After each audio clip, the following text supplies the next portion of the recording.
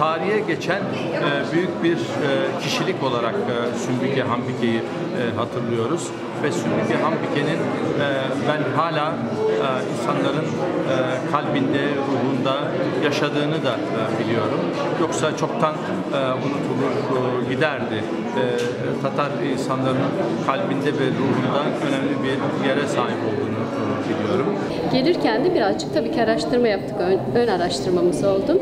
Sümbüke Hatun'un Tatar halkı arasında çok kıymetli, anası olarak gördükleri bir sembol kadın ve hani çok cesur, yürekli, sevdikleri bir insan olarak bildiğimizi, öğrendiğimiz için onun kostümünü tasarlamayı düşündük.